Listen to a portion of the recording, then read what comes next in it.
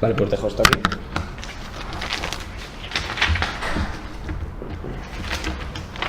Empezando muy básico. Bueno, básico no, es un poco marrón. ¿Cómo definirías tú el término blaverisme? Vamos a ver. El blaverismo es un término que originariamente surge como un término despectivo. Yo en mi tesis doctoral lo utilizo entre comillas, ¿vale? Porque creo que hemos de tener en cuenta eso, ¿eh? Sí. Que a veces son términos que a veces utilizados en el argot acaban siendo asumidos. Por ejemplo, ahora que está el debate, los de Levante han subido y están crecidos, yo soy del Valencia y a los del Valencia nos llaman chotos. Choto originalmente es cabroncete, choto es un animal, un cabrón, un insulto. De hecho, tú lo miras en el diccionario normativo Valencia y es despectivo. Pero hay muchos valencianistas que se llaman chotos a sí mismos, ¿no? Precisamente, lo digo porque es una cuestión. Yo, de hecho, prefería llamarle regionalismo anticatalanista en un sentido estricto, ¿no? Para que es una palabra que al final la gente lo utiliza. Entonces, el blaverismo o regionalismo anticatalanista valenciano propio de la transición, yo creo que es, así lo he definido en el libro que sale de la tesis doctoral, un movimiento que tiene 5 características. Uno, es un movimiento populista.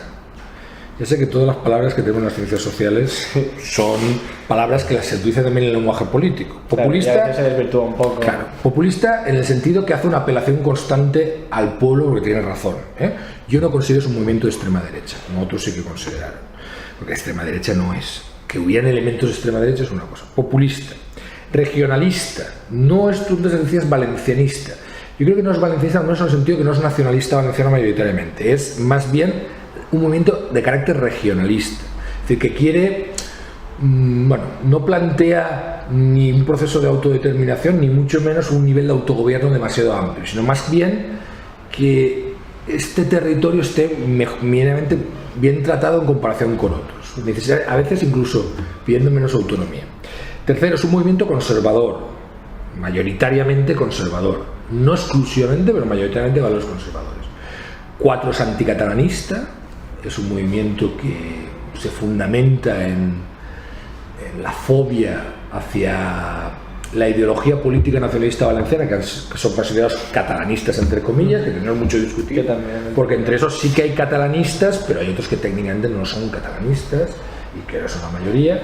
Y luego el quinto es un elemento menor, pero que, como veo que me preguntabas, que creo que es importante, que es políticamente indefinido en el sentido siguiente. Hay gente que ha confundido Unión Valenciana, es decir, lo que era blaverismo político, regionalismo anticatalanista político, con el conjunto del movimiento.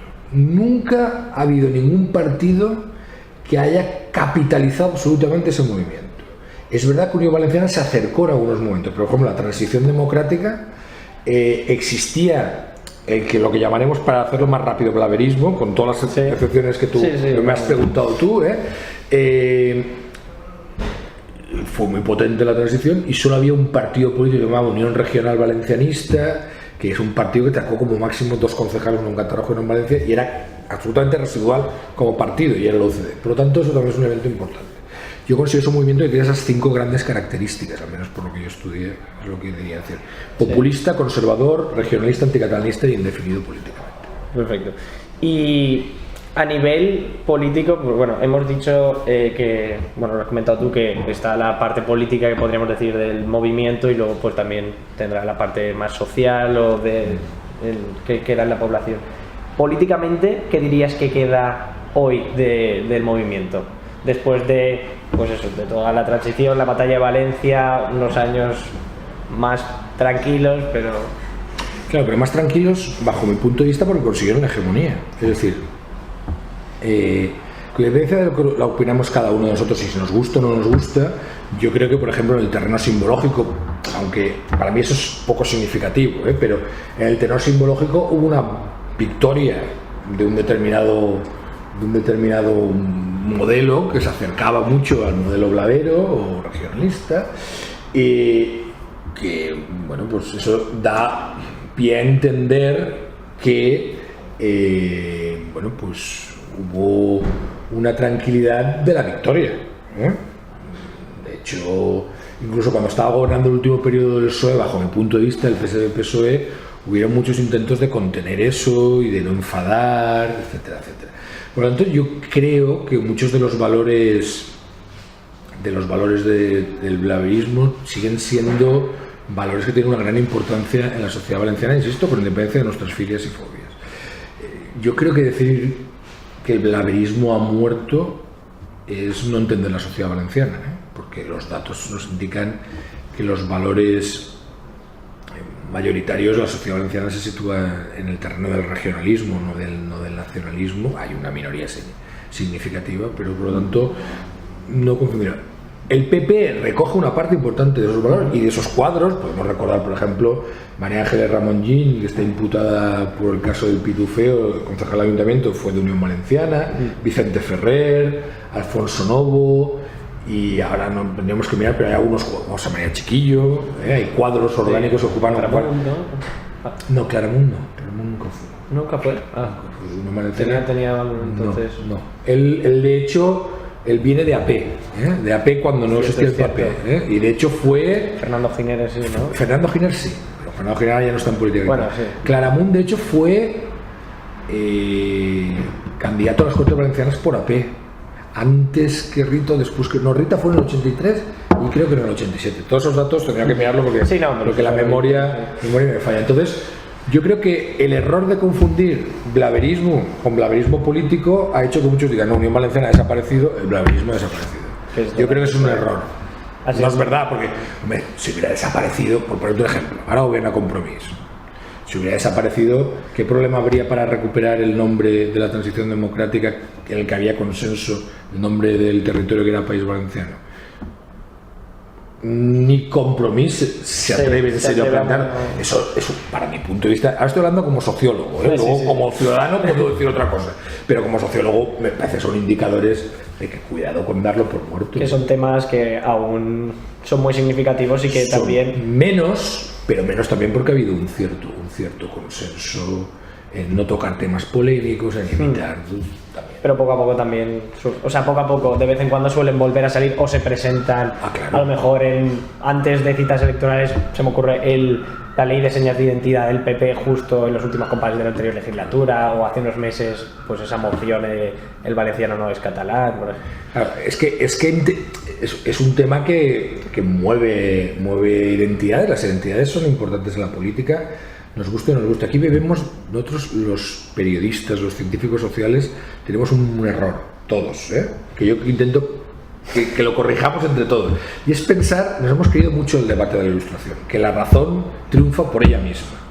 Primero, tenemos que discutir qué es la razón, y luego la razón no triunfa por ella misma. Hemos visto múltiples veces en Europa, con el nazismo, con el estalinismo, con no sé. Es decir, no es verdad eso. Y pensar que menospreciar los sentimientos o las identidades en la esfera política, eso genera un elemento muy importante. Tanto es así que a veces, a diferencia de lo que plantea el marxismo, hay gente que vota más en clave político-identitaria que en clave de sus intereses económicos de clase social, creo yo, Hasta esos, bueno, sí, y la prueba está, bueno, no tal cual, pero al final Brexit, Le Pen un poco apela también más a sentimientos, no es el eje tradicional que podríamos estar. ¿Por qué tendríamos que pensar que solo hay un eje en la política, que es el izquierda-derecha o posesión de medios de producción y no posesión? No creo que ese sea el único eje. Si fuera el único eje, la socialdemocracia estaría muy bien situada. Y no lo está en Europa. No. Y ahora, tampoco, bajo el punto de vista. Justo en Francia en las elecciones no sé si ha sacado un 7%. Sí, bueno, pero también el candidato es otra cosa, pero sí es verdad que la socialdemocracia está en crisis. Hemos hablado del PP sobre todo, pero también Ciudadanos, sobre todo más en el Ayuntamiento de Valencia, también ha tenido algunos toques que podríamos relacionar con, pues eso, que vienen del movimiento del valencianismo político. ¿Tú crees que también han incorporado, a lo mejor me estoy profundizando mucho y si no, pues no pasa nada, pero que Ciudadanos está ahora utilizando parte de ese discurso o asimilando algunas prácticas concretas? Yo creo que Ciudadanos como partido es un partido anticatalanista. Cuando digo anticatalanista me refiero que es un partido que enfrenta al catalanismo político o nacionalismo catalán. Aquí no hay una concepción despectiva de los términos, es más descriptiva, tenemos que utilizar algunos. Es que si no... Es anticatalanista. Y pensar que como el blaverismo es anticatalanista, pues parece lógico pensar que sean concomitantes. Yo creo que Ciudadanos no es un movimiento blavero. No lo es. Es decir, es un movimiento anticatalanista, nacionalista español o españolista, ¿no? Pero no tiene ese regionalismo conservador, lo cual no quiere decir, claro, un partido de muchas sensibilidades, que no haya algunas posibilidades que utilizan esos discursos. En Valencia Ciudad, este es un discurso que penetró más, por ejemplo, penetró mucho más que en la Vega Baja, ¿no? Es lógico. Entonces, claro, es lógico que aquí sea más transversal y esa chispa se puede utilizar más. Pero fíjate, bajo mi punto de vista, lo que dijo Carolina Ponset de que el valenciano nos llevaba a la aldea, eso no lo hubiera dicho un blavero. Eso un blavero no lo hubiera dicho. Lo hubiera dicho de otra manera. Hubiera dicho que el valenciano y el castellano son los dos idiomas valencianos y los dos los hemos de proteger. Pero no hubiera dicho que el valenciano nos lleva a la aldea. Yo creo que ahí sí que hay matices y por lo tanto propiamente, bajo mi punto de vista, Ciudadanos no entraría dentro de lo que llamaríamos el paraguas blavero. Insisto, es que el blaverismo es un tipo de anticatalanismo, no el único anticatalanismo existente. En la sociedad valenciana también hay un anticatalanismo de izquierdas ilustrado en la sociedad valenciana que viene del blasquismo, y que no es propiamente, no podríamos considerarlo blavero. Claro. Y ahora pequeños partidos como que intentan recuperar ese espíritu, como si fueran Son Valencians, Avant, ¿crees que pueden tener trayectoria, que hoy en día es viable que en algún momento la sociedad confíe en ellos y sean algo significativo? Los sociólogos no somos futurólogos. Si me dices es posible, diré posible, claro. Es decir, ¿quién iba a imaginar lo que pasó en la transición valenciana? No hay nadie. ¿Quién iba a imaginar cuando cayó, un año antes de que cayera el muro de Berlín, que era evidente? Siempre hablamos desde el presente y desde el presente nos parecen lógicas las cosas, pero no tienen por qué serlo. Yo no lo sé. No parece, porque hay que tener en cuenta una cuestión.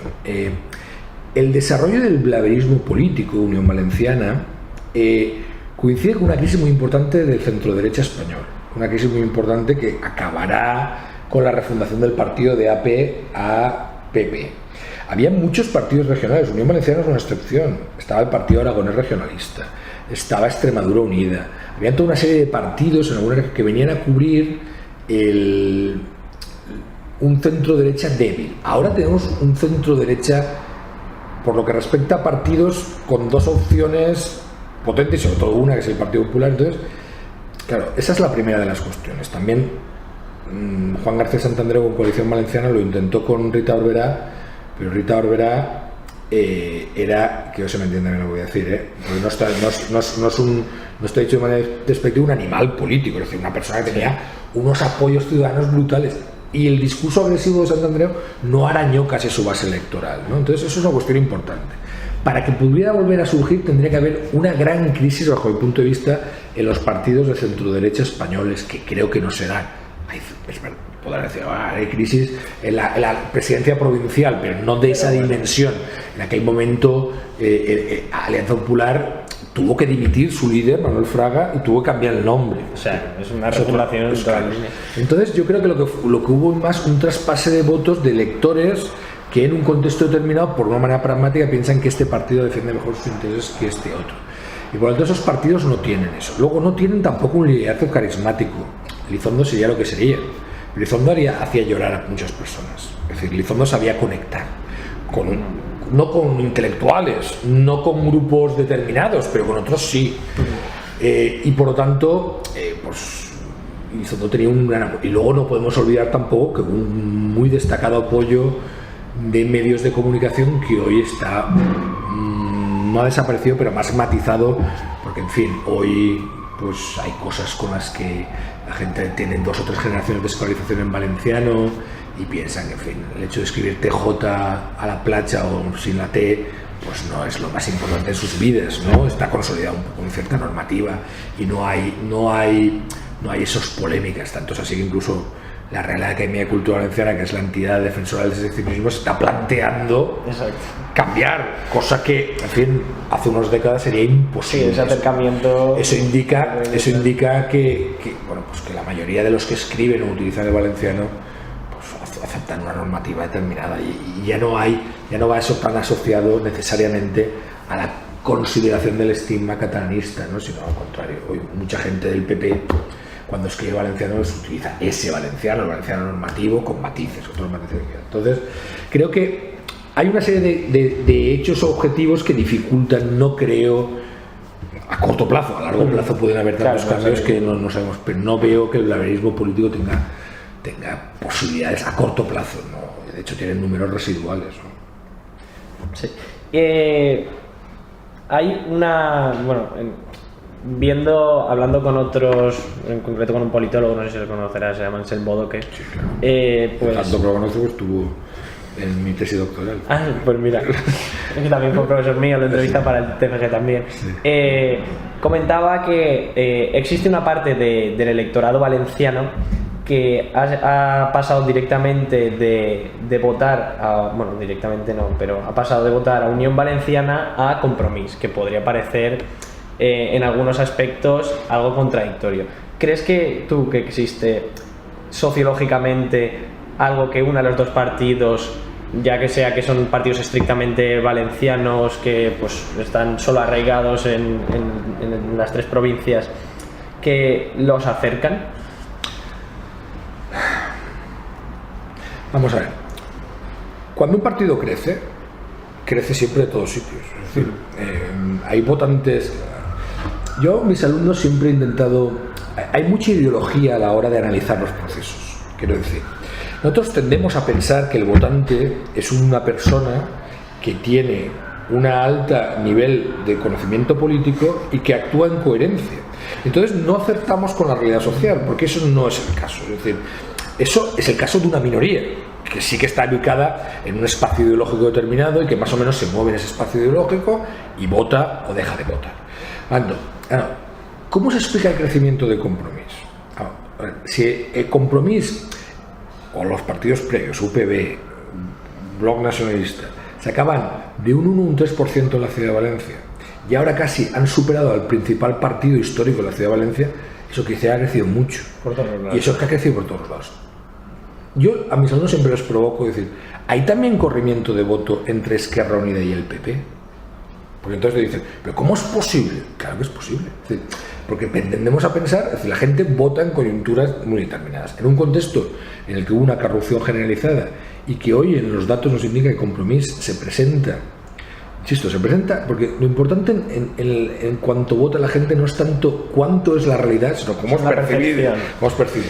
Hoy, la tradición de Compromís, la tradición de la que viene el partido mayoritario, la del Bloc concretamente, porque Compromís es verdad que tiene varias tradiciones, era que era un partido catalanista, decían los rivales, es decir, enemigo de los intereses valencianos. Hoy eso ha cambiado, claro, y es visto como un partido que defiende por mucho los intereses valencianos. Eso ha hecho que una parte del electorado que en un momento determinado ha votado PP o en su momento Unión Valenciana porque pensaban que era lo mejor para ellos, es que hay que intentar a los electores no juzgarlos demasiado, es decir, porque la gente hace lo que le da la gana, solo faltaría.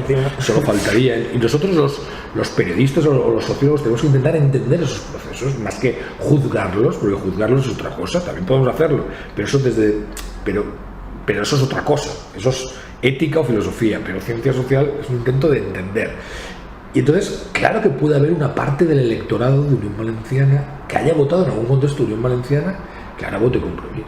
Por supuesto. A mí, por lo que veo en los datos, no me parece que sea el gordo de ese crecimiento. El gordo de Compromís viene de antiguos votantes del PSOE, desencantados, de zonas urbanas, nueva gente joven, pues se ve mucho. El PSOE tiene un problema generacional clarísimo. Haciendo un poco de broma, porque a mí me gusta hacer sociología en mis clases, yo tengo normalmente alumnos del PP, menos en sociología, porque en sociología hay un sesgo más izquierdista históricamente. Votantes de Compromís, hay votantes de Esquerra Unida y no tengo casi votantes del PSOE. ¿Tienes más del PP que del PSOE? Más del PP que del PSOE, seguro, de verdad. Incluso me aparece gente que dice que es de Ciudadanos o antes de UPyD.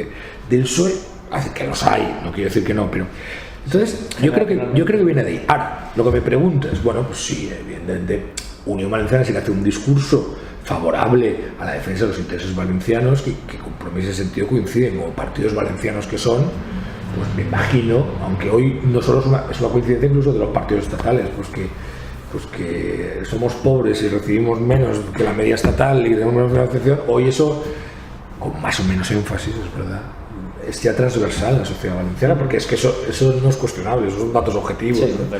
Entonces puede haber algunos elementos, pero yo creo que ahí hay más si me permites, más el morbo del periodismo. Yo tengo un gran respeto creo que es un muy buen politólogo, los hay.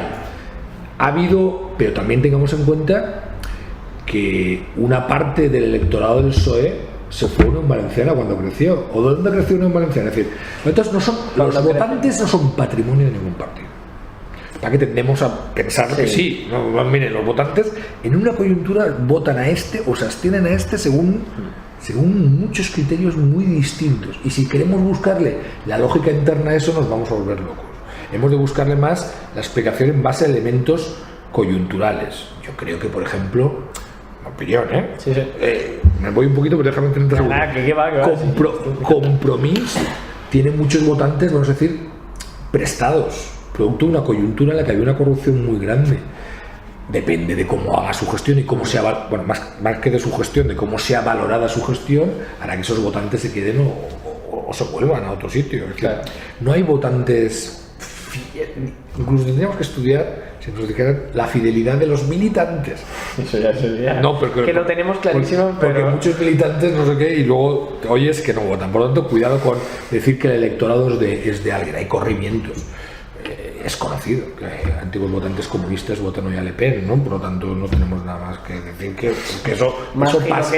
Eso pasa, sí. Bueno, aunque a lo mejor hay unos elementos en común. Ya, sí. Pero los hay. Depende de a quién pregunte si le conviene o no. Has comentado el tema de las inversiones, bueno, los últimos presupuestos generales del Estado. Valencia, pues si ya solíamos estar en la comunidad por debajo, este año hemos ganado. A raíz de eso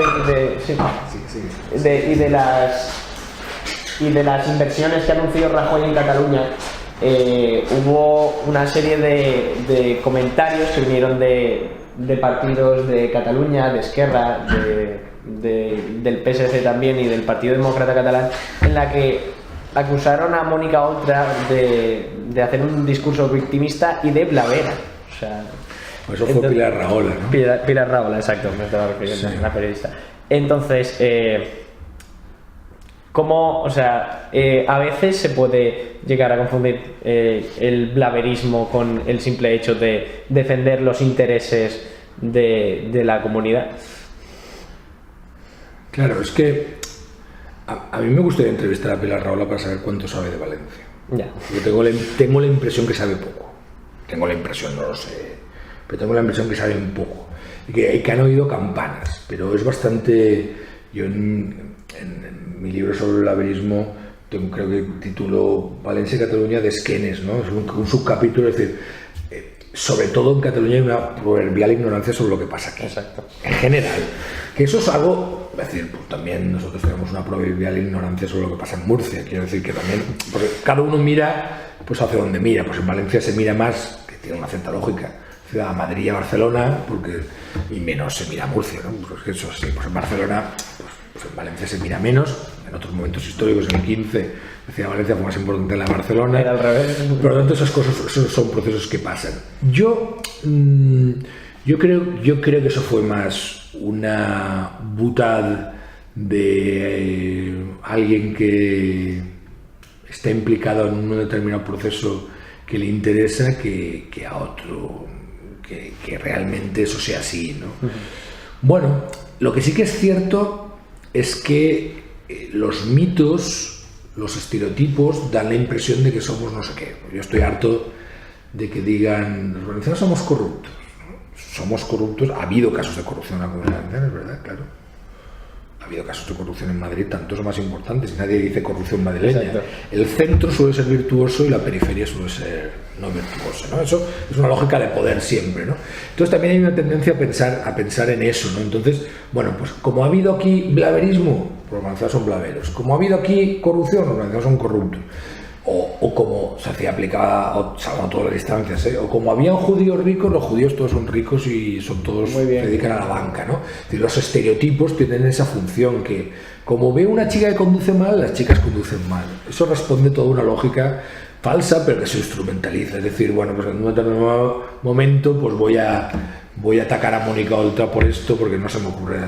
Yo no le... No, sí, es más anecdótico que... No creo que haya que vaya más allá, ¿eh? Puede ir, ¿no? Alguna vez me lo han dicho, igual que te dicen, no, tú eres de Ciudad Valencia y no hablas valenciano. Y hablas valenciano. Qué raro es eso. Pues sí, mira, pues es infrecuente porque ha habido un proceso, te lo digo porque hay gente de comarca que te dice, ha habido un proceso de sustitución lingüística y si los procesos de sustitución lingüística se dan más en las zonas urbanas que en las zonas rurales. Es decir, esto pasa aquí y en Irlanda, quiero decir. Yo siempre para mí es muy importante y que no estemos tan ensimismados. Es decir, el proceso valenciano de lucha identitaria, cuando comparas con otros procesos, es singular, evidentemente. No hay ningún proceso que sea igual. Exacto, no hay un... Pero hay determinados elementos que funcionan, pues nos separamos o nos identificamos siempre frente a otro en un contexto en que tenemos unos intereses determinados. El español medio siempre odiaba al francés, era el odio preferido. Ahora en el contexto de la Europa Unida ha cambiado probablemente hacia el marroquí o magrebí. ¿Y por qué? Porque en estos momentos cuando digo a mucha gente le parece una amenaza mayor, pero en cambio en las generaciones anteriores oías que gente decía, no, fui a Francia como inmigrante y dijeron, el español de merda. No sé, esas historias las hemos oído todos, ¿no?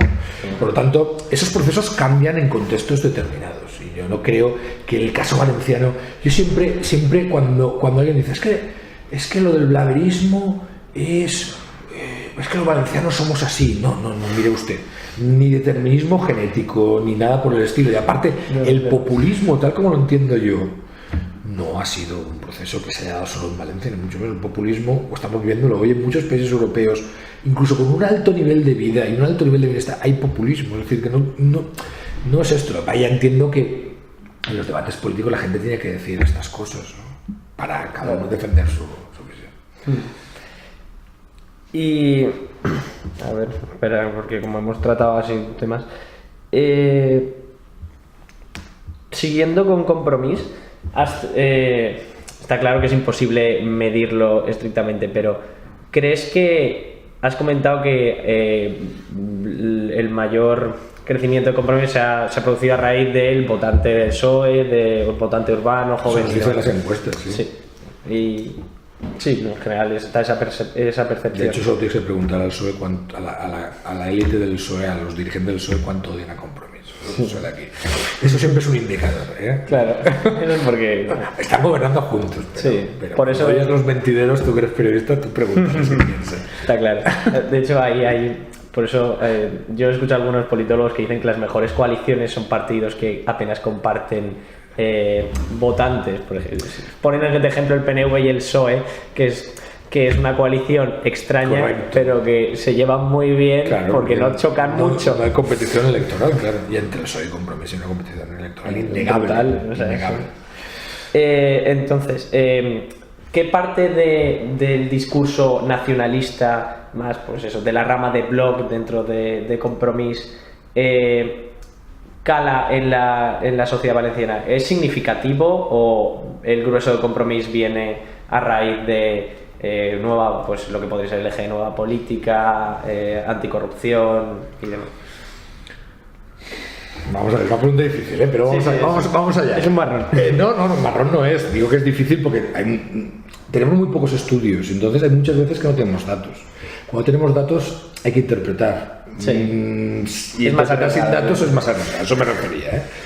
Yo creo que el éxito de Compromís se debe a muchas causas, porque si no, con una única causa no explica nada.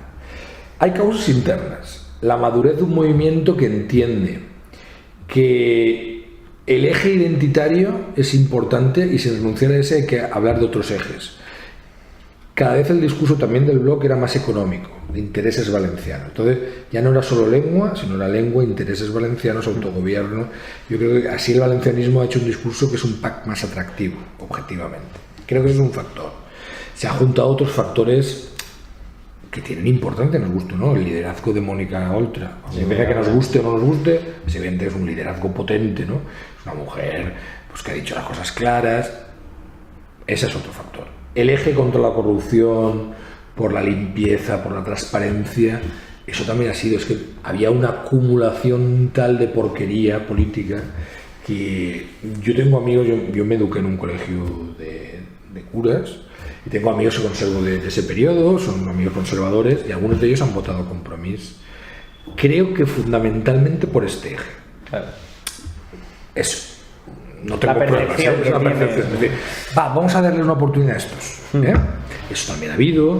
Luego ha habido también, y aún así no olvidemos que el PP sigue siendo el partido más votado, es decir, eso no se tienes que olvidar. Y luego quizás también esa sensación de, efectivamente tú decías, nueva política, de algo más fresco, joven, sus líderes normalmente tienen una edad también, hay dirigentes políticos como Pérez Fuset tendrá 30 años justo, sí, no lo sé, o Fran Ferri, que también han hecho que eso pues atraiga más a un determinado tipo de votantes. Pero aún con todo, no debe de ser el factor más importante ese, porque no nos olvidemos, la población envejece y cada vez los votantes de más de 65 años tienen más peso en el censo electoral, ¿no? Eso le da más importancia porque nosotros estamos más atentos a las redes. En las redes está muy presente Compromís. Eso también ha sido una nueva forma de comunicación política. Yo creo que Compromís se mueve mejor en las redes todavía hoy que el PSOE y que el PP. Claro. Y eso, haciendo vídeos con nuevas formas de comunicación política. De hecho... ¿Off? No, bueno, Pérez Fuset fue alumno mío y de broma, porque nos conocemos de ahí, me dice... Cuando salga la película leeré tu libro. ¿Pero qué hay detrás de eso? Quiere decir que efectivamente hoy la comunicación es más audiovisual, son mensajes más cortos y ahí se ha situado bien. Entonces, bueno, toda una serie de factores que tendríamos que medir cuál ha sido más importante ha hecho eso, pero yo creo que eso ha sido un factor. Entonces el identitario es secundario, ¿creerías? Claro, es decir, vamos a ver, cuidado, porque yo he dicho que los factores identitarios son muy importantes a la hora de votar, sí, ¿no? Pero en el contexto en el que estamos, de crisis tan brutal, que en el caso valenciano la crisis ha sido más dura todavía, los indicadores socioeconómicos todavía estamos por debajo en casi todos, yo creo que eso ha hecho que mucha gente dijera, ¡pah, qué desastre!, ¿no? Es decir, de alguna manera, lo que le pasa... Claro, esto si me oyeran, algunos políticos se enfadarían conmigo, pero yo hablo como sociólogo. Yo creo que parte del éxito de Compromís se debe más a... la estructura que ocurrió y los errores del PP que a éxitos propios, ¿eh? Lo creo, lo digo porque un cambio tan así, no es tan rápido, suele ser tanto por méritos propios como por errores del rival. El PP se pegó un tiro en su pie con su propia base electoral, es decir, la mayoría de televidentes de Canal 9 eran votantes suyos. Claro. Y la cerró. Es decir, eso un día lo tendrán que explicar porque habían hecho un modelo televisivo. A mí, yo no veía Canal, no, casi yo. Y supuestamente una televisión valenciana me haría gracia, quiero centrar, pero no una televisión que fuera atractiva para las clases medias ilustradas. No lo parecía, pero sí que para gente, pues la taronja, vale, no sé cuánto, la festividad, es decir, sí que conectaba bien con determinadas bases sociales. Y luego el discurso que dice Francisco Camps de que somos los mejores, claro, con la crisis, choque con la realidad era tan brutal que la propaganda no podía hacerlo. Yo creo que se entiende lo que digo, es decir, siempre un proceso de cambio es consecuencia de los aciertos que los hubo de Compromís, pero hay una tendencia muy grande de decir, a analizarlo a posteriori, ¿no? El Compromís ha subido, el PP ha bajado. Eso es que el Compromís lo ha hecho muy bien y el PP lo ha hecho muy mal. Cuidado, es decir, cuidado porque las coyunturas generales nos hacen lo hizo muy bien Zapatero para conseguir el gobierno y pues hubo un atentado, una gestión determinada de ese atentado que hizo, no digo que eso fuera en pleno del sol, pero que hizo una serie de cosas a veces tan importante en política. Fíjate, Hoy Puig es presidente de la Generalitat con el resultado del PSPB-PSOE más bajo de su historia. Peor, el de todos. Claro, por lo tanto, a veces lo importante no es lo que tú haces, sino lo que tú haces en relación con los otros. Si tú estás medio espabilado, pero otros cuatro están atontados, tú coges el caramelo. Exacto. Por ponerle un poco el resumen tonto, ¿no? Pero eso pasa mucho. Por eso estoy quitando ningún mérito a Compromís. Estoy diciendo que a veces en el discurso político tener en cuenta es que Reunión hace un discurso probablemente poco atractivo. El PSOE, claro, tú imagínate, el PSOE, por ejemplo, en las últimas elecciones todavía llevaba a Cyprià Siscar, ¿no? Por otro ejemplo, Cyprià Siscar, con independencia de lo que pensemos cada uno, algunos pensarán que Cyprià Siscar ha hecho una aportación importante, que yo no digo que no, Cyprià Siscar es una persona que tiene un cargo orgánico ininterrumpiente desde el año 74, cuando era alcalde de Picaña. 74.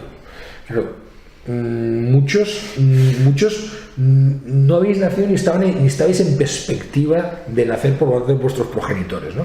Entonces, claro, eso yo creo que también ha dificultado mucho las cosas. Es decir, Compromís, ante mucha gente que estaba enfadada con el PP, fue de todo lo que había alrededor lo más atractivo, creo yo.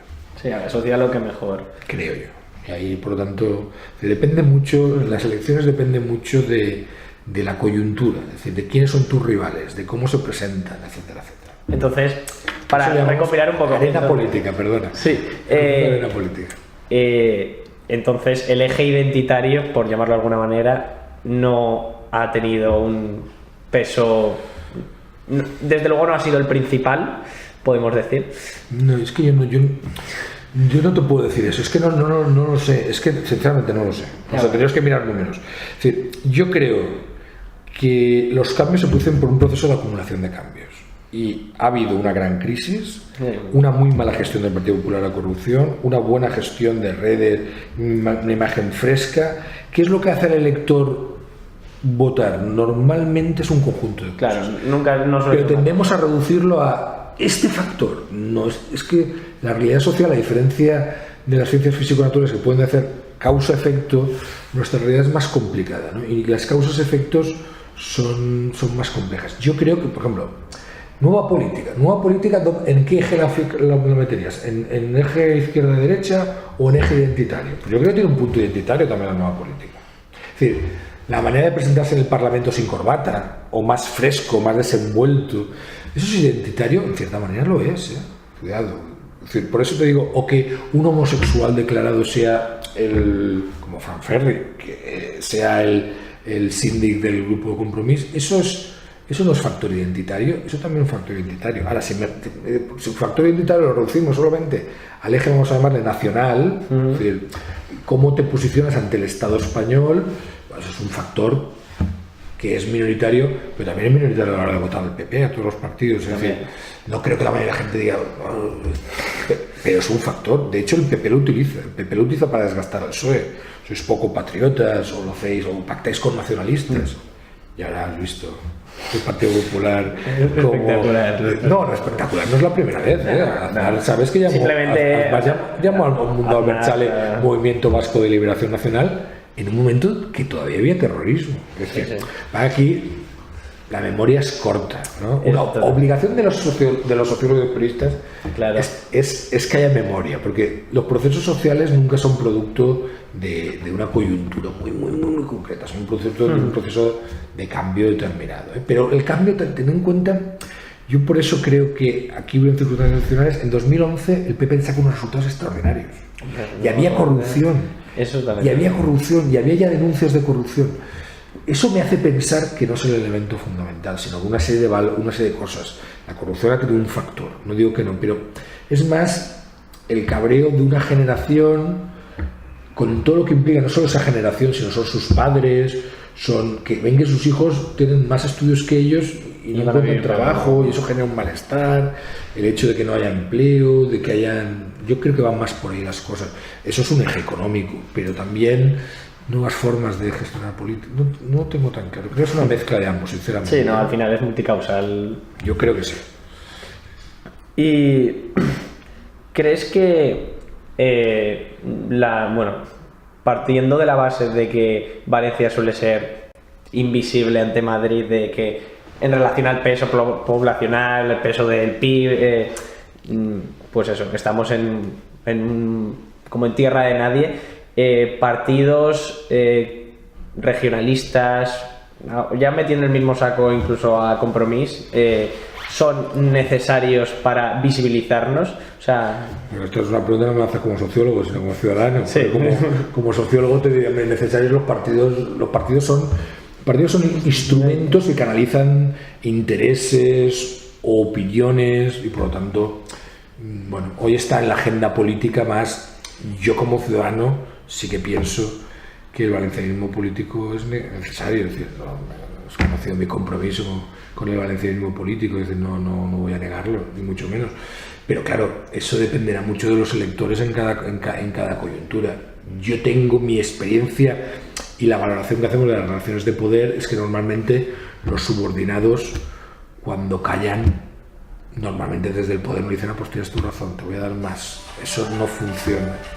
Normalmente los procesos, lo que dicen coloquialmente, quien no llora no mama, es decir, el proceso colonial, los colonizados consiguieron cosas cuando plantaron cara al gobierno colonial. No estoy diciendo que sea lo mismo, digo sí, o las mujeres han conseguido cosas cuando plantaron cara al machismo institucionalizado, o los homosexuales han conseguido cosas, es decir, me parece que en ese sentido los colectivos que se consideran, sea objetivo o subjetivo, pero son los efectos subordinados, o plantan cara de la manera que sea, algunos lo harán de manera exitosa o desde luego el poder suele ser sordo a las demandas de los periféricos, siempre. Es decir, el poder atiende al centro.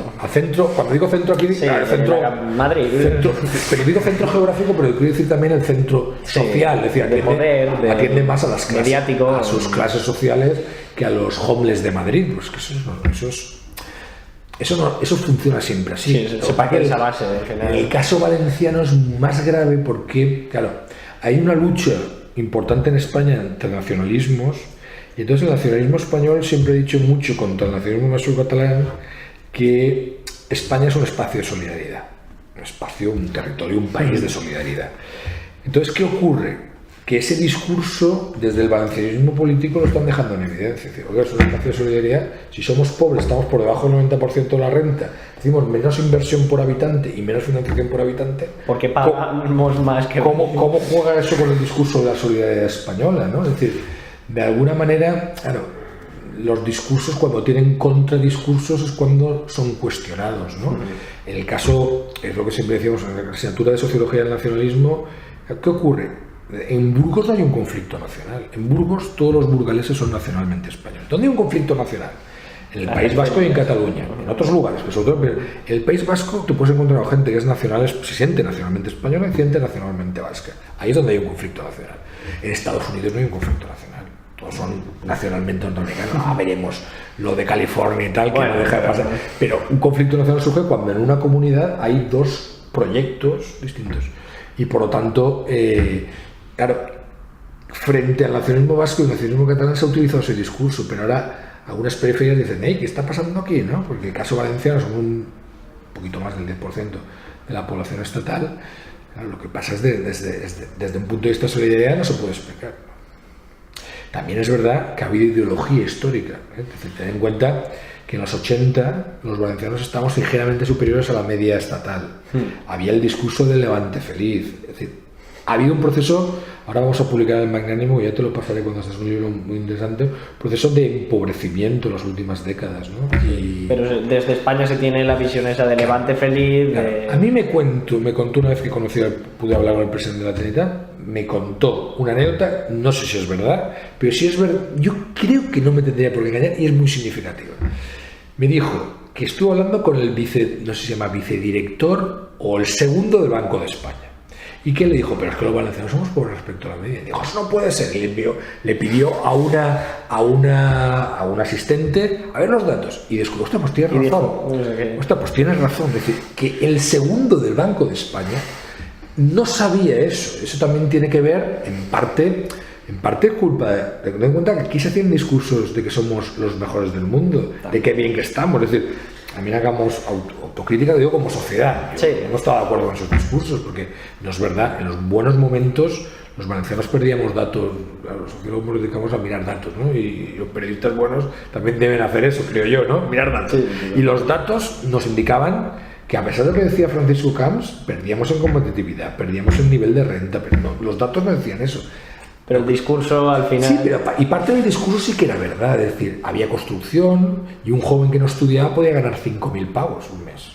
Y se compraba un coche, probablemente conseguía unos gramos de coca. Entonces, la percepción que tenía del proceso era uno, pero el proceso en realidad era más complicado. Y ahora estamos pagando eso, es decir, la tasa de fracaso escolar a esta gente que luego ha perdido la escolarización, a ver cómo lo hacemos. Si la gente que tenéis estudios superiores o tenéis estudios superiores tenéis niveles de paro importante, imagínate la gente que no tiene ni el título de eso. Ahí tenemos una generación que lo va a pasar mal, creo yo. Ojalá me equivoque. Y bueno, ya terminando, más a nivel personal tuyo, no sé hasta qué punto esto está bien fuera del periodismo. Tu pregunta y yo contesto. Del paso de, también han sido muchos años, de la órbita más de Unión Valenciana a Compromís, como... Pues yo lo he explicado en un libro, porque me lo han preguntado tantas veces que no tengo ningún problema en volver a contestar. Vamos a ver. Yo me educo en una familia de clases medias conservadora. Paradójicamente, sus padres, es decir, mis abuelos, todos eran de izquierda, ¿no? Pero mi padre no lo era.